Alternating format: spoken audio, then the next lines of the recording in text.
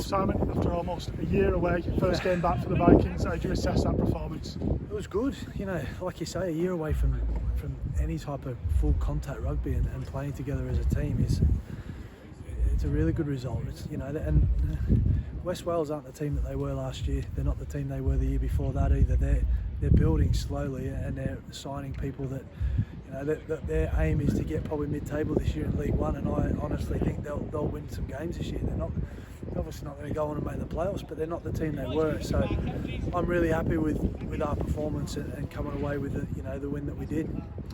And obviously we went behind early on. Was that a little reminder to our players that we're in for a tussle here today? Yeah, and we knew about it. That was the thing. We knew they'd start well. We knew that they'd be up from the start, and we knew what Rangi Chase can do, and the two things that broke us down were around Rangi. But I didn't need to tell them. They knew this, and they fixed it. But I thought our defensive application, our contact, considering we've not done anything like that in so long, was really good.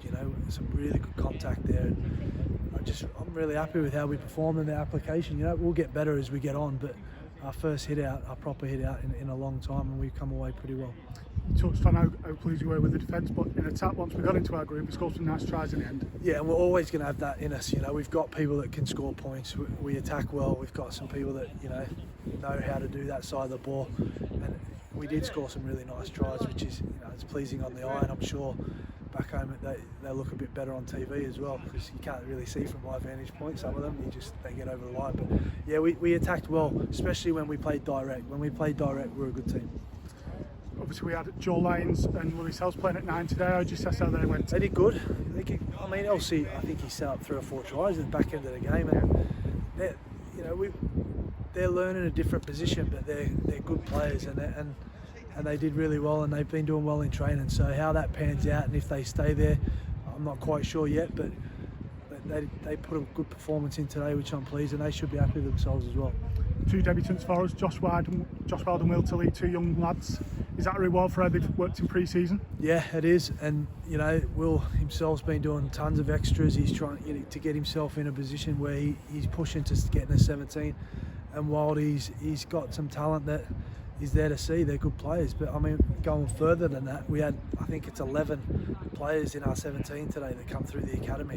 Whether they come through, obviously Danny Craven, Jack Owens at the back end of their careers, or not Jack, but they've still come through the Widnes Academy, and yeah, we don't have the academy anymore, but the whole point of the academy is getting academy players first team, and today we had 11 of them playing first team. So I'm not going to take any credit for that, but Ryan and Phil and the people at the club that have been here a while can sit back tonight and have a smile on their face, because that doesn't happen very often. 11 people have come through an academy, and it's not just getting a game here and there like you do. They've not just been given a shirt, they've earned it, and you can see that they're going to contribute throughout the year. So that's another thing I'm really pleased about tonight when I go home, that was there. First run out safely into the next round. Is it important that we keep a bit of perspective, obviously the first run out, as we go into Whitehaven next week? Yeah, well, you want to win. Winning helps. Winning breeds confidence, and the first time you play a game, it's nice to win. So we're into the next round. We've got a really tough game next week, because I watch Whitehaven and they play tough. They play with a man down for 40 odd minutes, and they're a good side. They're a well coached side, so it's going to be a challenge next week, but we'll worry about that Tuesday, Wednesday when we come in. We'll review what we did today, tomorrow, we'll recover, and then we'll look at Whitehaven, because that's the next one on there, but it'll be a tough game.